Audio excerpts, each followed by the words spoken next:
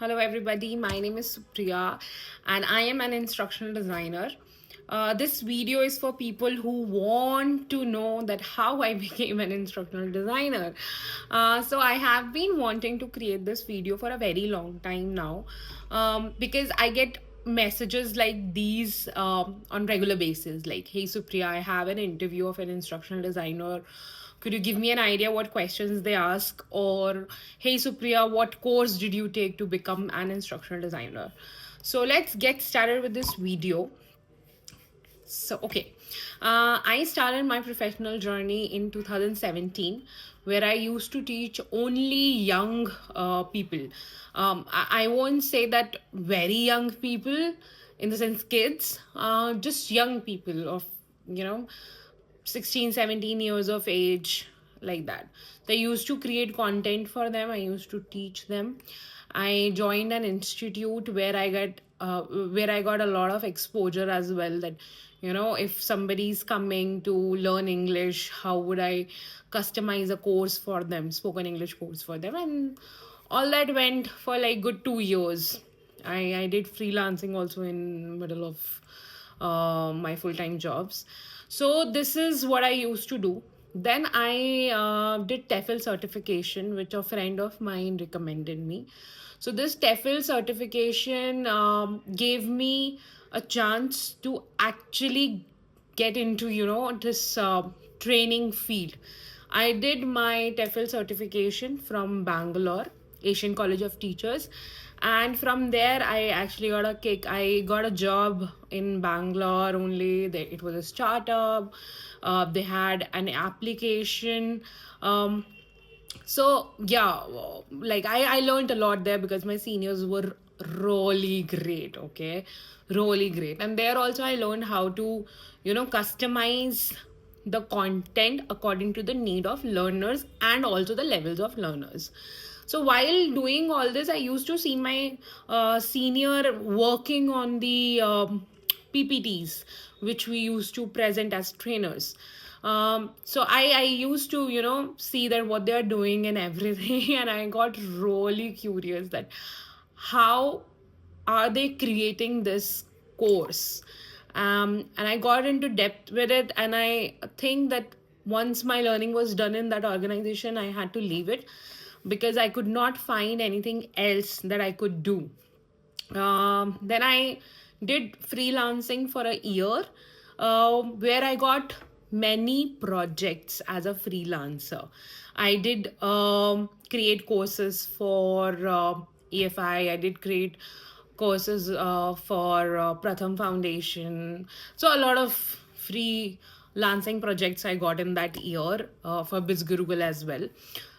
There I learned how to talk to stakeholders, because for me they were the stakeholders. How to talk to the stakeholders, how to get into the full development process. I used to create PPTs. I used to present those PPTs. Once they would get approved, I used to make videos, edit videos, and everything I did on my own. So that's where I learned about this term, instructional designing. This I'm talking, I think it has just been 3.5 years now. So I heard about this term, instructional designing, and I realized, oh, there is a term, actual term of things that I'm doing right now. And I just I took some courses on LinkedIn, and then there was one certification from Allison. That Allison certification costed me around like 700-800 rupees, and but the course was really good, really good. I learned about the methods, I learned about the tools and everything in that course, and it was a really good course. And only for the certificate I had to pay money, which I paid. It was a very minimal amount, so it's okay, right? And then I started looking for jobs, and there was one person who saw the potential in me. His name is Aluran, of course. He was my manager in my previous organization, and he saw that She doesn't know much, but I think that she can do a lot better. That's how I got hired as an instructional designer, and in that organization, I learned a lot, not just from my manager, but also people like Parul and a lot of other people as well. Sugirta, Galia, they were all my seniors, and especially Parul was my TL's manager. So she also, pushed us all a lot, and she then gave us the right to create courses on Rise, and that's when I learned the tool Rise tool. And there were a lot of instances where we had to talk to the client as well. Realizing talking to a client is also important, and how do we talk, how do we create meetings and everything, because it was a very new setup for me. So I did that. And after 2 years of this learning, I joined my current organization. And here also, the things are going pretty well. Here we work differently, but there's a lot of collaboration every now and then that we do in this organization. So yeah, this was my journey. Now the another question, which was what questions do they ask when you are applying for an instructional designing role? So the questions they ask are generally around what model do you use, and what modalities have you ever worked on, and rest of the things are like that, have you ever talked to the client, what if we give you a training which would be for people who are freshers, and you need to create a content for them. So things like that they ask, like they give you very scenario based questions as well. Now what I have learned is that you should know about the models.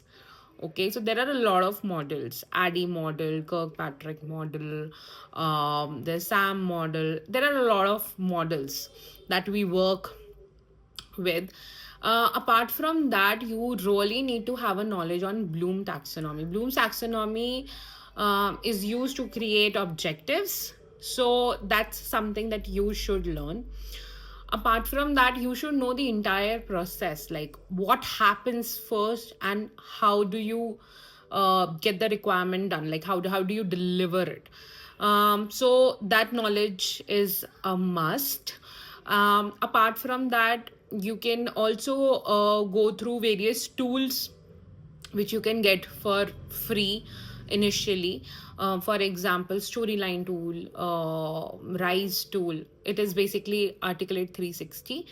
Beyond tool, where you can create videos. You can also learn Camtasia. So yeah, these are some tools that they see if you know about them, because currently what is happening is whosoever is an instructional designer, they're not keeping them just because they know how to chunk content and how to design the curriculum. That's not what they are hiring these days.